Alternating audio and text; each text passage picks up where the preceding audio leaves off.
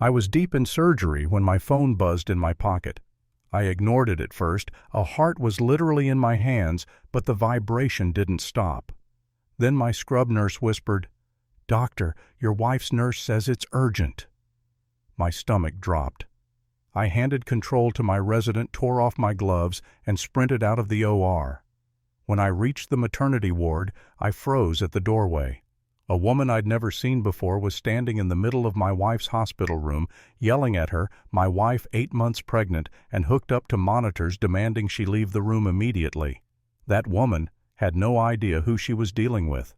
For 23 years I've walked the halls of St. Michael's Memorial Hospital. I've seen pain, hope, and miracles. But nothing prepared me for that night. Sarah and I had waited years for this baby. We'd fought through miscarriages, heartbreaks, endless tests. Now she was finally pregnant, but suffering from severe preeclampsia, high blood pressure that could kill her or our baby in seconds. I'd arranged the best care, the safest private room with advanced monitoring. I thought she was safe. I was wrong. I heard shouting before I even reached the door. "You don't deserve this room," a voice screeched. "My daughter is in labor and she needs it more than you." When I stepped in, I saw Sarah pale as paper, clutching her stomach, tears in her eyes. The monitors beside her flashed dangerous numbers. And the woman, mid-50s, expensive clothes, hair, perfectly styled, holding her phone like a weapon. She turned and barked at the nurse. "Do you even know who I am? My husband donates thousands to this hospital. This room should be ours." I forced myself to stay calm. "What's going on here?" I asked. She glared at me. "Who are you?" "Another nurse. Get this woman out. My daughter deserves this room." Sarah looked terrified, whispering my name. That's when I stepped closer and said evenly, "I'm her husband, and you need to leave. Now." She laughed loud, mocking. "Oh, perfect. Maybe you can talk some sense into your wife. She's just lying there doing nothing while my daughter is in pain." I could feel something cold rising in my chest. "Do you see these monitors?" I said. "Do you even understand what they mean?" "I don't care about numbers," she snapped. "I care about my daughter, and I always get what I want." Her name was Karen Westbrook, and she was exactly the kind of person who believed money made her untouchable. She pulled out her phone, bragging, "My husband plays golf with the hospital administrator. If you don't move your wife, I'll have security throw both of you out." I turned to the nurse. "Page Dr. Chen. Her blood pressure is spiking." But Karen stepped closer, defiant. "I'm not leaving until I get what I came for." That's when I lost it. "You have 10 seconds to walk out voluntarily," I said, my voice low and shaking with anger, "or I'll make sure you're banned from this hospital permanently." She gasped. "You can't do that. You're nobody." She dialed security right in front of me. "There's a violent man here threatening me." Room 304. 2 guards arrived within minutes. I knew both of them. Dr. Matthews, one said, startled. Karen froze. "Dr. who?" "Dr. James Matthews," he repeated. "Chief of surgery." The blood drained from her face. For a long second the room was silent except for the steady beep of the monitor. Then I said, "This patient is my wife, and you just endangered her life." Karen stammered, I didn't know. You should have said something." I took a step closer. "You didn't give anyone a chance to explain. You burst in, screamed at a critical patient, and nearly caused a stroke." She tried one last desperate line. "My donations," but I cut her off. "They don't buy you the right to terrorize patients. Get her out." Security escorted her away, still sputtering threats. But the damage was done. Sarah's pressure was through the roof. Her nurse and Dr. Chen rushed in as I stood there shaking. "Stress episode," I muttered. "Handle it." For half an hour we fought to stabilize her. Lights dimmed, voices hushed, medication given. Slowly the numbers dropped, but not enough. Dr. Chen took me aside. "James, if this happens again, we may need to induce early. She's not safe like this." That was when the guilt hit me. I'm a surgeon. I fix people. I save lives. But now, I couldn't protect my own family. I sat beside Sarah, holding her hand, watching her chest rise and fall. "It's my fault," I whispered. "If I hadn't been in surgery." She squeezed my hand weakly. "You were saving someone. That's who you are." But I didn't feel noble. I felt powerless. Hours later, just as Sarah fell asleep, the nurse appeared again. "Doctor, she's back." "What?" "Mrs. Westbrook. She's in the waiting area yelling again." I could hardly believe it. I stormed down the hall. The waiting room, normally calm and filled with families, was chaos. Karen was there, voice booming, waving her purse at a nurse. Her daughter, a young woman clearly exhausted and in a wheelchair, looked like she wanted to disappear. "Mom, please stop," she begged.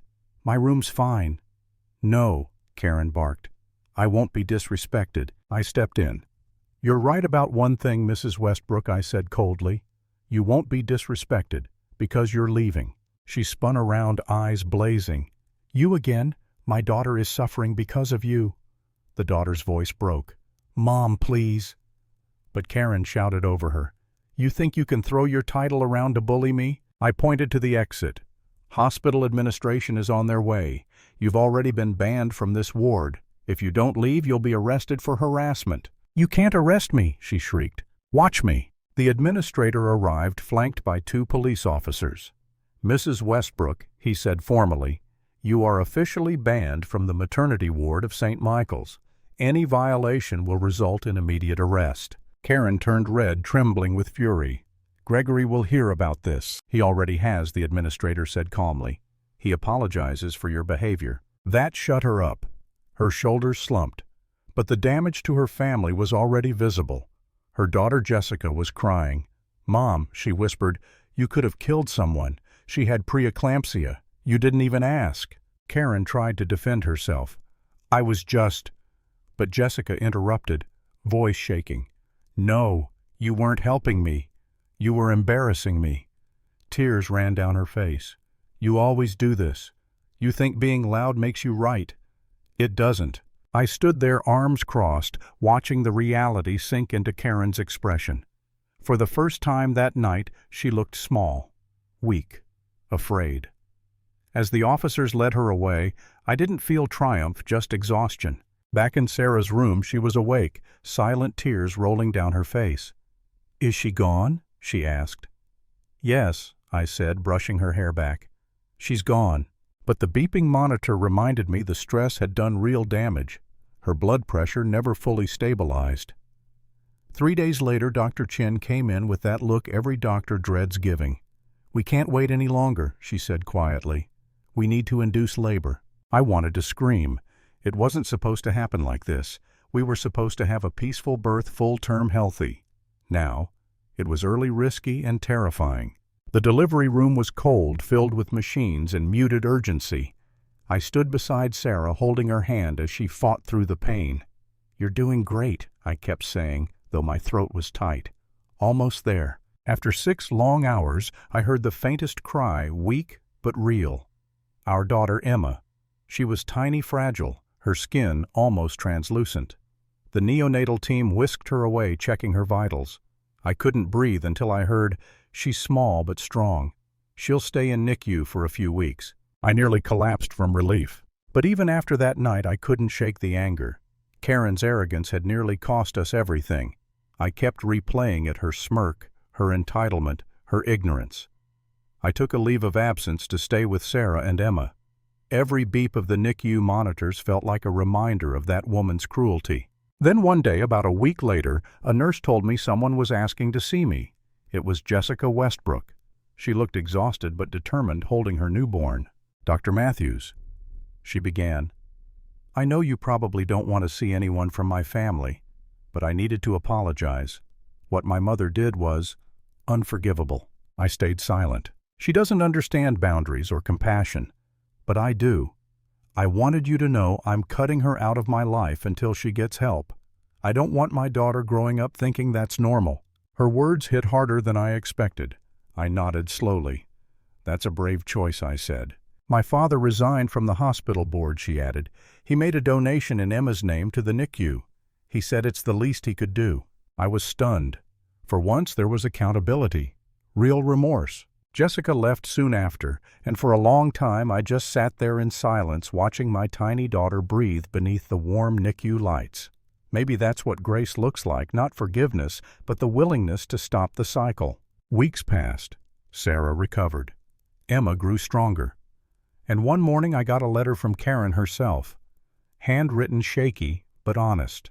She wrote, "I've been in therapy for months trying to understand why I act the way I do.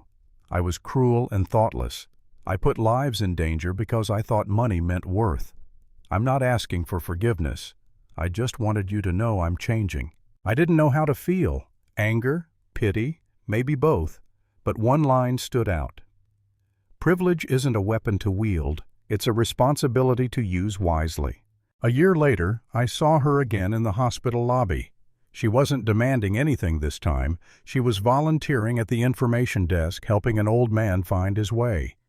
Our eyes met. She nodded once. I nodded back. No words. No drama. Just quiet acknowledgement. And that was enough. Because sometimes the loudest justice doesn't come from punishment, it comes from change. Lesson? Power means nothing if you forget compassion.